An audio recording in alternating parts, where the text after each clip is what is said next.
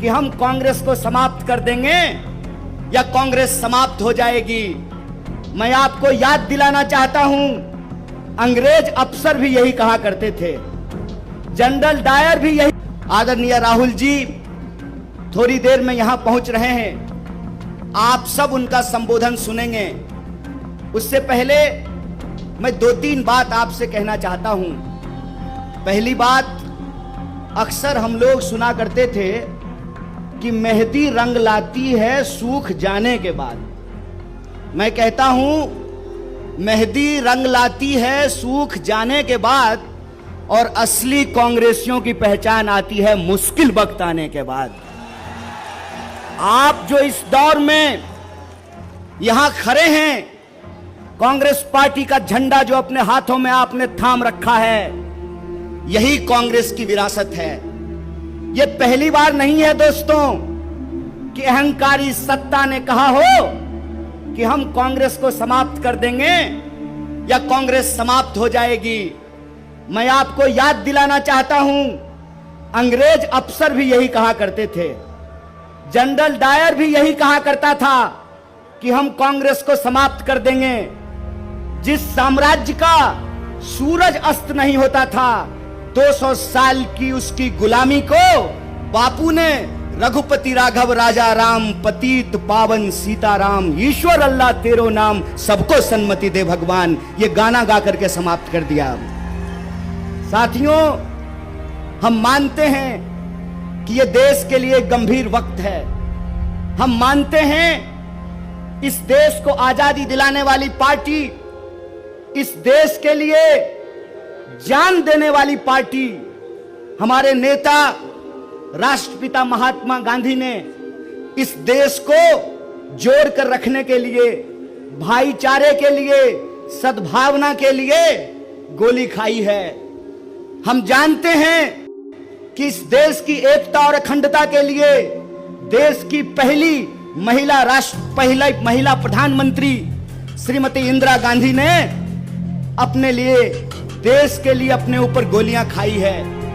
हम जानते हैं कि इस देश की सुरक्षा के लिए, इस देश की एकता के लिए हमारे पूर्व प्रधानमंत्री स्वर्गीय राजीव गांधी ने गोली खाई है। इसीलिए मैं आप तमाम कार्यकर्ताओं से कहना चाहता हूं, दोस्तों, भाजपा के छोटे मोटे नमूने गुंडों से घबराने का वक्त नहीं है।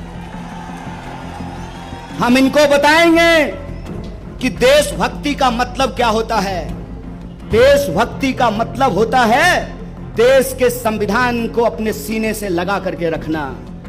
देशभक्ति का मतलब होता है इस देश के भीतर रहने वाले जो 140 करोड़ लोग हैं, चाहे वो किसी भी जाति या धर्म के हों, उनको भारतीय समझना और उनको बराबरी का हक और अधिकार दिलाना। देशभक्ति का मतलब यह होता है कि देश के भीतर कहीं कोई दुर्घटना हुई हो, किसी के साथ भी अत्याचार और अन्याय हुआ हो, तो उसके पक्ष में खड़ा होना, शोषितों की आवाज बनना, मजदूरों, किसानों, नौजवानों, महिलाओं, दलितों, आदिवासियों, पिछड़ों और गरीबों की आवाज बनना। आपको मालूम है आदरणीय प्रधानमंत्री जी 10 साल से देश के प्रधानमंत्री हैं, यमुना के इस तरफ रहते हैं नई दिल्ली में। 10 साल लगा है उनको यमुना पार करने में। मेरा नाम कन्हैया है। अभी प्रधानमंत्री जी को यमुना का किनारा लेकर के आए हैं, पूरी की पूरी सरकार को यमुना पार लेकर के जाना है।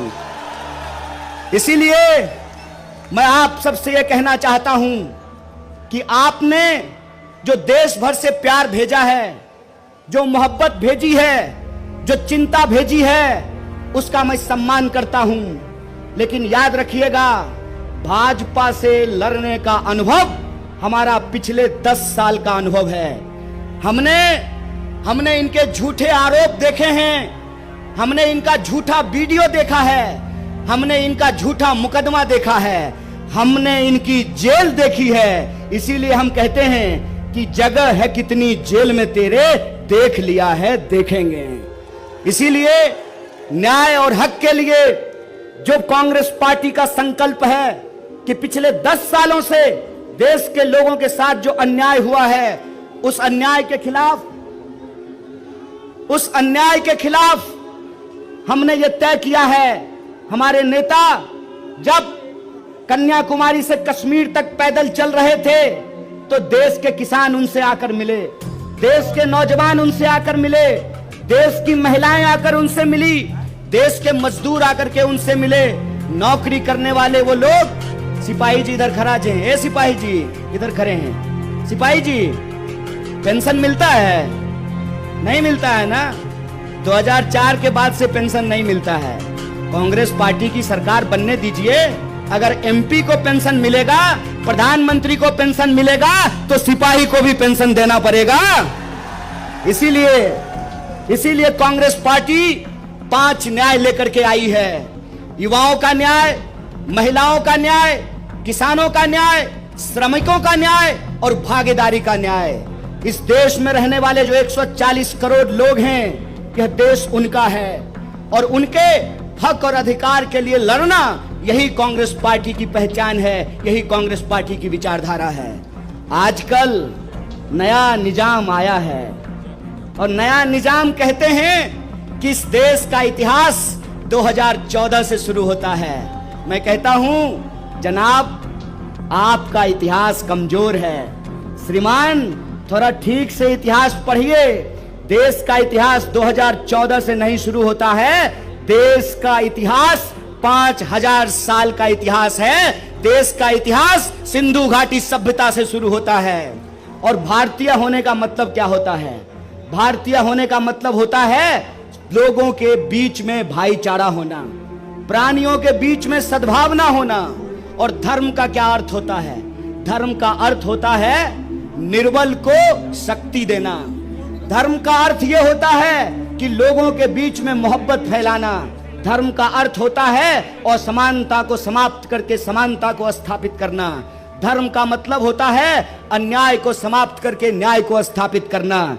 इसीलिए मैं आप सबसे कहने आया हूं, आज देश एक गंभीर परिस्थिति से गुजर रहा है।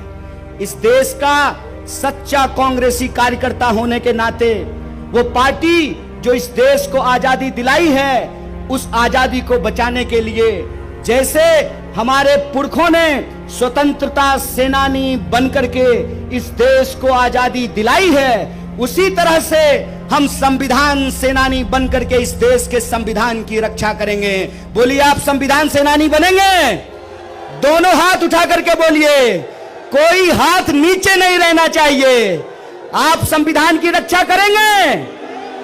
आप संविधान की रक्षा करेंगे तो संविधान के ऊपर हमला करने वाली इस पार्टी को हम कहना चाहते हैं, भाजपा को हम कहना चाहते हैं, अभी तो आप 10 साल के लिए शासन में आए हैं और 10 साल शासन में आकर के आपका ये मंसूबा बन गया है कि आप इस देश के संविधान को बदलना चाहते हैं। तो हम आपको कह देना चाहते हैं, हमारी विरासत इस देश की आजादी को लेकर लड़ने वाली विरासत है।